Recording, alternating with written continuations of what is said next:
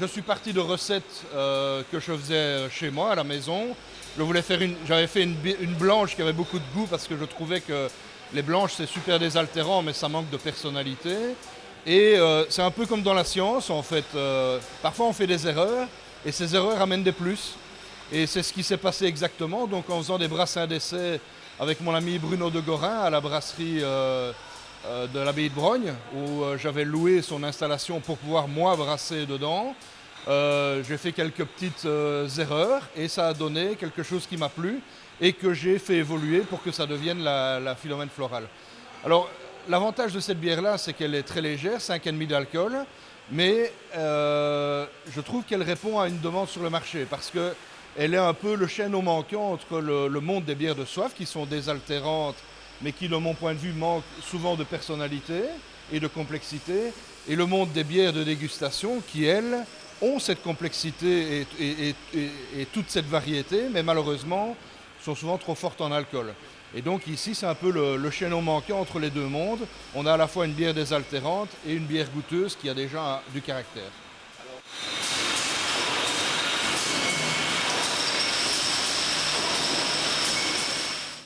On n'en est qu'au tout début de l'histoire, hein. Ça ne fait qu'un an que la brasserie existe, qu'on brasse ici.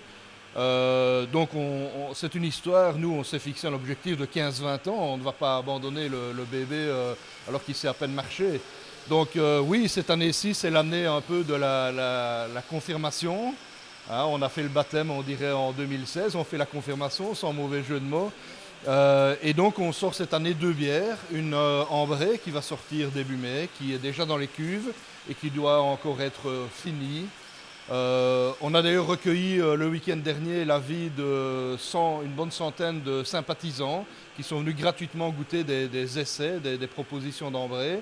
Et avec ça va me permettre d'affiner la recette et donc de sortir cette bière qui, je l'espère, plaira. Alors elle est diamétralement opposée par rapport à la florale parce que ça va être une bière ici de dégustation avec beaucoup plus de houblon et de caractère, mais je pense que ça plaira à une tranche de la population. En tout cas, moi ça me plaît et c'est un peu le premier critère pour sortir les bières. C'est d'abord qu'elles me plaisent et puis que je convainque mon ami Jean. Et donc ça nous plaît vraiment de travailler sur ce mode participatif où les gens donnent leur avis un peu sur tout et ici entre autres sur la bière. Alors je disais sortie de 2 bières, on planche déjà sur un projet de Philomène brune, ça ne sera pas le nom définitif mais elle sera brune en fin d'année, qui pourrait à la limite aussi servir de bière de Noël. Hein. On aime bien boire des bières un peu plus capiteuses, un peu plus foncées, un peu plus réchauffantes en fin d'année et c'est là-dessus qu'on travaille. On a déjà fait les deux brassins d'essai. On utilise pour ça une toute petite picobrasserie de 120 litres, comme les amateurs le font, pour démarrer les premiers essais.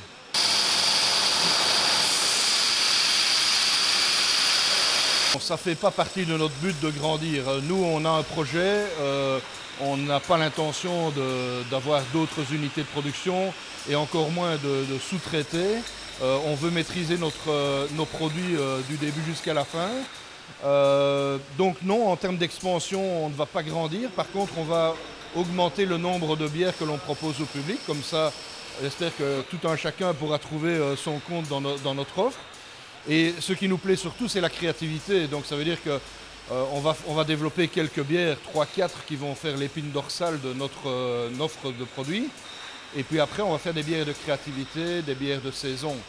En termes d'expansion, c'est clair qu'on a besoin d'un peu plus d'espace de stockage que ce qu'on en a à l'église. Mais voilà, il n'est pas question de sortir de ce bâtiment qui nous tient à cœur.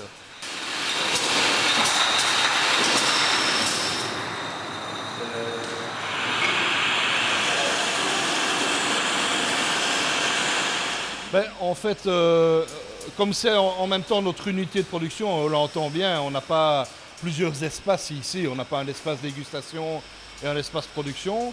On est souvent là, en tout cas Antoine est souvent là. Maintenant on a organisé un horaire pour que les gens puissent venir voir et surtout goûter et éventuellement acheter la bière. C'est tous les samedis matins sans exception de 10h à 12h30. En dehors de ça, il est possible de faire des visites guidées. Et en général, c'est moi qui les fais, donc c'est le soir ou le week-end. Et j'essaye qu'elles soient très didactiques pour que les gens comprennent comment on fait la bière, pourquoi on met tel ingrédient à tel moment, et ainsi de suite. Plutôt que se dire, j'ai vu qu'il y avait une cuve qui chauffait, et on fait de la bière et on passe par 3 paliers de température. Et au-delà de ça, ce qui est intéressant, c'est qu'on est dans une église.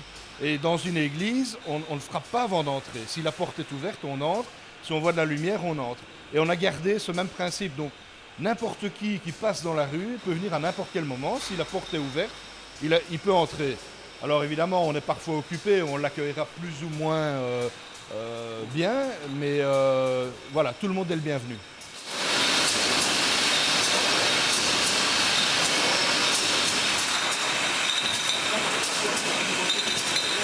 Je ne sais pas si je peux prétendre avoir le secret pour une bonne bière, mais je pense que le secret de ces bières-ci, c'est la passion. C'est clairement la passion. Jean et moi, c'est un projet qu'on fait avec le cœur, donc comme vous l'avez dit, on a un travail à temps plein par ailleurs et c'est ça qui nourrit notre famille. Donc on a moins cette pression financière et donc tous les choix qu'on fait, on les fait par rapport à la qualité, par rapport à l'objectif de notre projet, qui est de faire quelque chose, de faire une dynamique positive dans le village et de contribuer au paysage gastronomique et du terroir. Et donc le secret, c'est la passion.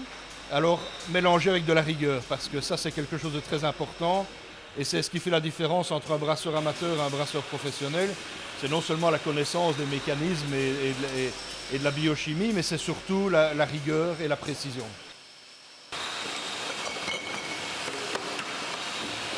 Mais en fait, le bâtiment est quasi fini. C'est le résultat d'un travail acharné de 3 mois et demi, donc entre septembre 2015, qui est le moment où on est propriétaire du bâtiment, et mi-décembre de la même année où on entre avec le matériel qui est derrière moi. On a eu plus de 60 bénévoles qui se sont relayés avec nous pour travailler à ce bâtiment. On a aussi engagé pas mal de sociétés professionnelles. Et donc on est arrivé à un niveau de finition qui est presque fini. Donc il nous reste les peintures, il nous reste l'aménagement au niveau décoration, l'éclairage. Mais en termes d'expansion, nos efforts vont plutôt se concentrer sur trouver un entrepôt un peu plus grand, l'aménager pour avoir un peu plus d'espace, parce que c'est vraiment ça qui nous manque.